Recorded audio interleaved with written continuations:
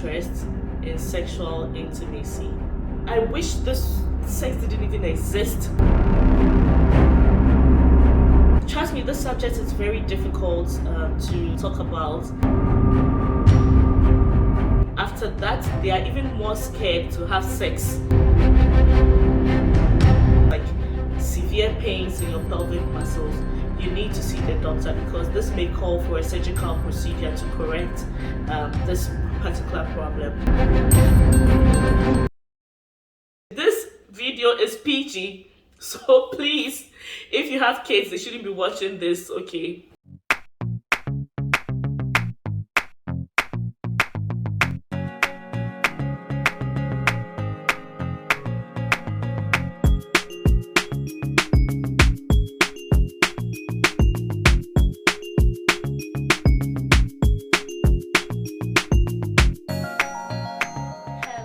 Yummy mummies and mummies to be, yummy daddies and daddies to be, welcome again to another exciting video of the maternity diary. So this video actually is going to be the first of a new series that will be starting called the Mom Truths. So we'll tackle mom truths that are usually unspoken, that are not talked about, and each video will try to break it down to unpack it and see how far we can go with it. So the first video under the Mom Truths is I have no interest in sexual intimacy. Yeah. And a lot of women are going through this exact thing. They are feeling exactly like this, and they keep telling themselves, I have no interest in sexual intimacy. I wish this sex didn't even exist. Okay, and usually this phase happens after childbirth. So today's topic, we're going to talk about sexual intimacy after childbirth, and I feel like this topic is a lot to unpack, so just one video will not do enough justice to it. And so maybe in the future we might do a video with other mothers on this particular topic, and yeah, I think that would go really great because it'll be important to hear the views of other mothers when it comes to this particular subject.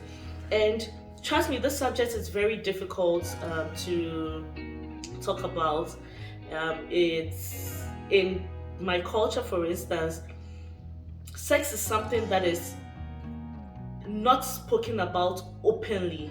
Okay, even when you're married, people hardly openly speak about this. And so after childbirth, I mean, there are women that can be struggling so much and they cannot say anything because they are not used to it. They feel like, I'm not allowed to talk about this topic. This topic is forbidden. I cannot even talk about it with my partner. I cannot talk about it with my health provider. I cannot talk about it with my parents, for instance. And so a lot of women are suffering silently. So it's a very important topic and we are going to talk about it. So trust me, like your relationship with your partner is never going to be the same after childbirth. I mean, there are women that maybe their libido increases maybe from 50 to 110. Others, or for most women after childbirth, it actually falls, and it's not because they are not in love with their husbands anymore. It doesn't mean they're not in love with their husbands. We are, but your body has done like a very remarkable thing, okay? It's as if like a whole Mack trunk has been pulled out of your body. And first of all, your body goes through so much stretch. It has been stretched beyond certain limits. And so, I mean, if a whole truck was to hit you or was to come out of your body, you wouldn't feel the same about wanting to have sex, okay, after marriage. And it's really normal, and there is nothing to be ashamed of. You don't have to feel ashamed of to talk about this topic. Even with your friends, it's really nothing to be ashamed of, honestly. Okay, it's not your fault. You are not in this alone. We are all in this together. So there are many reasons why you will not have any interest in sex. We women sometimes after childbirth will not have any interest in sex. So I'll try to talk about a few of these reasons. So number one is the changes in hormones. Like, pregnancy comes with a lot of hormones. Like, the entire experience is more hormonal than anything. And so sometimes some of the hormones that are responsible for like increasing your libido has been readjusted due to pregnancy, due to childbirth, and so your sexual drive might reduce drastically. For example, like women who tend to breastfeed for a very long time end up having lower estrogen levels, and lower estrogen levels actually lead to vaginal dryness. So you can imagine, like, first of all, the change in hormones is not making you so interested in wanting to have sex, and then on top of it all, you have a lot of dryness in there. You know what I mean? Yeah. So that's one of the main reasons. Another reason is there's a complete change in your in the dynamics of your relationship when children come into play. Your relationship, trust me, will never be exactly the same as it was pre-babies. It will never ever be the same. You have added a whole new person to your family, and there's a lot of readjustments. There's a lot that you're trying to take in. The next reason could be pelvic organ prolapse, and sometimes vaginal births actually lead to pelvic muscles being damaged or being injured, and so sometimes like this can make it very difficult for your vagina to open easily, and so it's like already it's very tight. You get what I mean? It's very tight. Sometimes it changes the appearance of your vagina, and also it changes the bulge that is near the opening of your vagina. And so most women that are dealing with pelvic organ prolapse do not find sex enjoyable at all. It's actually a very excruciating, maybe next to having a child, it's a very excruciating experience. And a lot of time, like, women will not complain. Some women will not complain that, oh, this is painful, this hurts. They wouldn't complain. They'll just be like, okay, I need to do this, what I'm supposed to do, so okay, I'm going to do it, and that's it, and then bear the pain. But that actually even worsens the whole situation that they are in. Another reason is tiredness, like exhaustion. Like when a baby is born, sometimes it can be like one of the most difficult times of your life. Your baby's cycle is completely turned upside down. So during the day they are sleeping more, in the night they don't sleep, they'll wake up, cry, and all of that. So you are so exhausted, and you are not in the mood to be having any kind of, lovey-dovey things that is going on there, So sometimes the overtiredness, the exhaustion that comes with childbirth, and after childbirth, actually the first few months, because you're adjusting to a lot and you're not sleeping enough, you simply do not have any interest. And look, someone who sleeps very well, trust me, will enjoy sex better than someone who does not at all. Like, I mean, when you want to be sleeping, you'll end up probably falling asleep during sex, Another thing is anxiety. Some women go through a lot of anxiety after childbirth. I mean, you've gone through a very traumatizing experience for some people, not everyone. And so you're like anxious that, oh God, if I have sex right now, what if I get pregnant again and I have to go through this right now? Look, it's it's a real thing. Like, some people will think this is funny. this is not real, oh, you're just exaggerating. But trust me, a lot of women go through this, especially those who maybe they had a traumatizing childbirth and then they got pregnant not long after, a few months after, they have another baby. I'm telling you, after that, they are even more scared to have sex, especially unprotected. So even when it's protected, they're even scared. They're like, oh my god, what if still I end up getting pregnant? So that stress is, it's legit. It's something that happens. It's not an exaggeration at all. And usually doctors recommend that you wait like 6 weeks after childbirth before having sex, but I would say 6 weeks shouldn't be the mark. You can go as far as you want to. The most important thing is you discuss it with your partner. Okay, you can go as far. You don't have to rush to have sex. There's some people I know 3 weeks after having their baby, they already jumped right into it. So you know your body better than anybody else. You can tell if your body is ready to indulge again. So I'm going to share with you a few things that I think can help. Okay, I think the very first and foremost thing, that it's very important for you to talk to your partner about how you're feeling, because if you do not say anything, they will never understand you. They wouldn't understand why you have no interest in having sex. It's tough. And the men, sometimes they do not understand, because they're like, oh, but you've had a baby, it's been a whole year since you had a baby, why can't we just jump right into it? What's the problem? Do you not find me attractive anymore? Blah blah blah blah blah blah blah blah blah. Look, sometimes a woman sometimes has gone through so much, her body has changed. Sometimes we feel very insecure about our own bodies, like the bulge that you have on your tummy, maybe the stretch marks. There's so much stretch marks on your stomach, and you're so conscious of your body right now, so you're really not in the mood first of all to show off your body to your spouse and for him to be intimate with your body. Oh god, sometimes some women will prefer, you know what, okay, let's do it in the dark, because I don't want you to see how flawed my body is because of childbirth.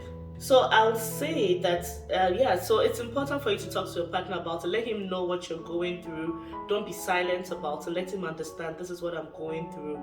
And you can actually sit down and try to list the reasons why this may be happening. Probably it's because of the pelvic organ prolapse that you have. Maybe you are stressed, or maybe you're overly tired. You're not able to sleep enough, or you're still breastfeeding, so the hormones have still not balanced. Like, there might be so many reasons, but it's important for you to sit with your partner and try to see where exactly the problem is. And sometimes men do not understand. They're just, all they care about is, but if you say, oh, but you're tired, but the baby is sleeping now, so you go and sleep. But it's not as easy as that. You can't just say, okay, the baby's sleeping, so go sleep now, because usually during that time some women are trying to do like me, are trying to get things done. Okay, so it's important to talk to your partner about it. Number 2, it's also very important to talk to your health provider about it, to your doctor about it, especially if you're having the dryness or the pelvic muscles, like severe pains in your pelvic muscles. You need to see the doctor, because this may call for a surgical procedure to correct this particular problem. So don't undermine anything that you are feeling, especially after childbirth. Do not undermine it, because you never know what exactly is going on. There is no harm in double checking. There is no harm in getting a professional consultation, about it, or professional opinion about this. They talk about doing some pelvic exercises. Maybe you could try that. It could help. I don't know. Some people that it has worked for, others no. So you just have to be sure. There's no harm in trying. You have to try. So let me talk about an experience that I had after my second baby. After the first, it was different. I remember after the first baby, I was already traumatized about the birth I went through, and I thought I was traumatized enough until I went to the second, and I was like, what? I didn't know. I thought I went through the worst, but this was way, way worse than what I went through. And so after the first baby, I remember that after the 6 weeks, I I had a surprise for my husband. I mean, truly, I felt I wasn't ready to indulge again yet, but I think maybe guilt, maybe I don't know what it could have been. But then I remember I booked a hotel, Hilton hotel, to go with my husband. So it was a surprise. He didn't even know where we're going. I told him, "Oh, let's just go out and have some fun." And I think it was his birthday, so um, I took him out, and then we ended up at the hotel. And yeah, we tried, but I mean, it was the first time, so it was very difficult, and especially because it was a hotel. I mean, we didn't take anything that we needed, like a lubricant, nothing. We didn't take anything that we we needed. And maybe I should have told him, and he would have planned in advance, you know. So sometimes it's very important to discuss with them and tell them, this is what I'm planning. What do you think? What can we do? Maybe a change of scenery would help. And that's what I thought. I thought a change of scenery was enough, but I could have done more than just change the scenery. And then when it came to my second child, okay, after I had my second child, this is where I had some sort of breakthrough. Okay, so in this case, I remember I still wasn't ready. Like after 2 months, 4 weeks, yes, 8 weeks, I still wasn't ready. And I was talking to my husband, and he was like, you know that we can have sex without actually having sex. And I was like, what? What are you talking about? And then he was like, oh, we can actually be intimate, still reach our orgasm, and not actually penetrate. So today I'm going to talk to you about some creative ways of achieving intimacy without penetration. So number one, I think it's important for you to smile often to one another. Especially you, the men, smile to the women when you're passing by and you see us breastfeeding. That's the time you smile. Come give us a kiss. Like, it's just so sweet, you know. Sometimes it can change how the homos are behaving, you know. Yeah, so yeah, just smile often to your partner, give a kiss, a lot of kisses, a lot of kisses. It doesn't necessarily have to be at the lip, but when she's breastfeeding, you can come give her a peck here, and trust me, she's going to be so excited and feel like, oh, my husband loves me. Oh, you know, because sometimes after childbirth you begin to think things that you shouldn't be thinking. Maybe my husband is not finding me attractive and all sorts of things. So this really helps. The next thing is write notes of gratitude to your partner, and this goes both ways. It's not just like the wife, okay, it goes both ways. Sometimes not just specific notes, but you can even send a text. If your husband goes to work, your husband too, he's at work, he can send you, oh babe, I really love you, I love everything that you're doing for the family, I appreciate you, oh God, you look so sexy today when I was leaving for work. Like stuff like that. Trust me, it works magic, because by the time you come back, we will be in our sexiest thing for you. Another thing is number three on ways to be creative about intimacy is you should try to touch as often as possible. Sometimes, like, I mean, if your husband is in the kitchen, like trying to prepare a quick fix for you, man, just hit his bum like this, or hold him from the back, cuddle him. And sometimes we underestimate how strong some of these things can be. It's not that when you want to have sex and then you go to the bedroom and then boom, boom, boom, and that's it. No, it starts from during the day. You are very affectionate, touch more often, touch my neck like this. Like, I mean, as I'm sitting, you can just rub like this nicely. It's just, you don't have to massage, just because we all know what massages lead to, and I've talked about this before. So yeah, touch very, very often. Another thing I'll say, number four, would be to surprise your partner with their favorite food. Yes, favorite snacks. Like, just surprise us or surprise them. I'm saying this, it's not just women, so women, don't think it's just you I'm talking to. I'm also talking to the men. It goes both ways. Surprise, surprise, surprise. A snack surprise with something that you know that she loves, he loves. Just surprise us with it. Okay, so this one is, I think, say a lot of affirmations to each other. And I think I talked about like gratitude. It's a little different from affirmations. So affirmations are like, I cherish you, I love you, like stuff like that. Say it very often to each other, because we end up sometimes telling our kids we love them more than we tell our partners that we love them. And it's very unfortunate, because before kids came in, we were there. Yeah, we were there. So it's very important for us to say affirmations to each other. You can actually write it on your mirror in the bathroom, and then every morning while you're brushing your teeth, you say it to each other right there and then. And you can plan it so that you say it in the morning, in the evening, before you sleep. It's just lovely, and trust me, it can help, okay, with intimacy. Okay, another thing is to do honeydew chores. You know what honeydew chores are? I'll leave that right to you. Do a lot of honeydew chores. Do chores like together also. It really does help, honestly. It helps a lot of women. And yeah, sexual intimacy is a very, very important part of your relationship. So it's important to find several ways of satisfying each other, even if it's not necessarily penetration. It's important for us to take some of these things into account and practice it.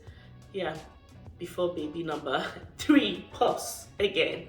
Yeah, so I hope you learned something new from today's video. I did learn a lot myself, even though I came here to talk about this. Trust me, a lot of the things I hadn't pre-planned what I was going to say, but I'm so glad I did. I enjoyed my talk with you.